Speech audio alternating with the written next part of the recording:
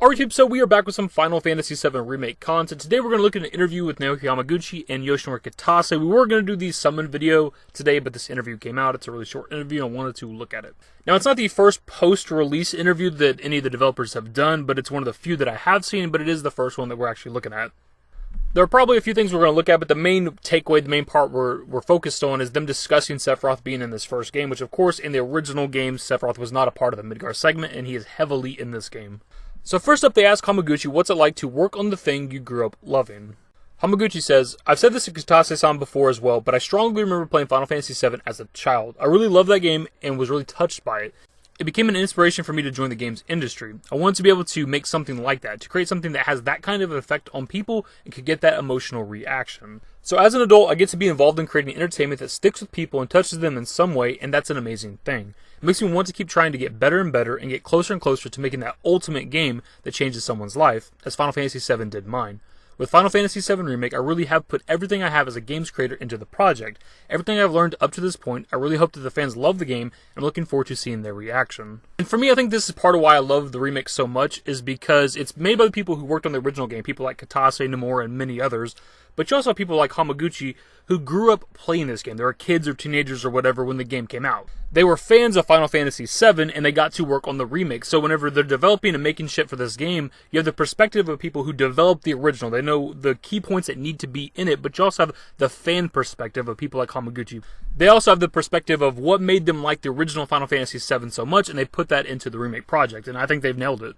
They then ask, how did you gather the right team to work on Final Fantasy VII Remake? And the first part of this is kind of what I just said with, people that worked on the original Final Fantasy VII, some of the spin-offs, and just fans of Final Fantasy as a whole. But there is part of this answer that I definitely wanted to read.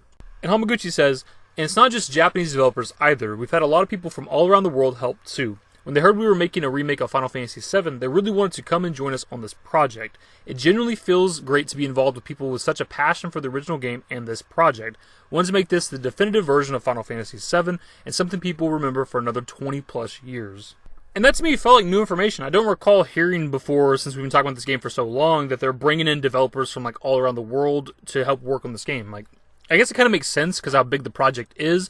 But it's nice to know that it's not just the perspective of, say, the people that originally worked on the game, or the Japanese fans of the game that are now working on the game. They actually have fans from all around the world developing Final Fantasy VII Remake. So you have that Western perspective as well. Anyways, on to the main part of the interview we wanted to look at. They say, "Sephiroth appears in Final Fantasy VII Remake much earlier than he does in the original game. Why did you make the decision to introduce him here?"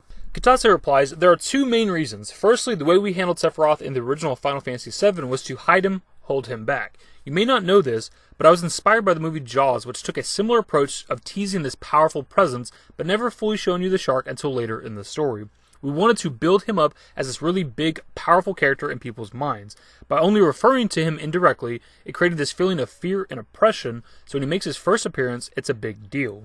I gotta be honest, man, I absolutely love the Jaws comparison. That is not something I ever would have associated with Final Fantasy VII or Sephiroth, but Kitase says that it was an inspiration for him, and it makes a lot of sense, They build up Sephiroth throughout the whole story, and characters throughout the game are constantly hyping up how strong Sephiroth is, and your first real experience with that is during the Calm flashback, where you're fighting this dragon that just decimates Cloud, kills him in one hit, and can't even do damage to Sephiroth.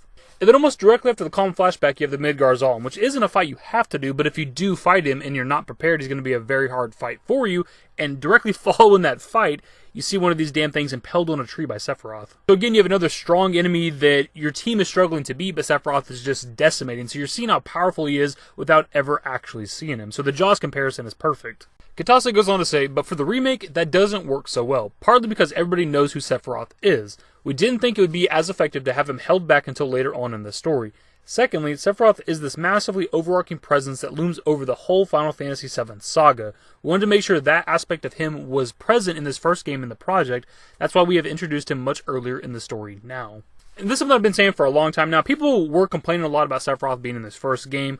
It seems like a lot less now that the game's actually out. I think it makes a lot more sense once you play the game. He's kind of there in the background. I think he's a little more relevant towards the end of this first game. But when you're playing through most of Final Fantasy VII Remake, the first part, he's just kind of this background thing that keeps popping up here and there. The main focus is still Shinra.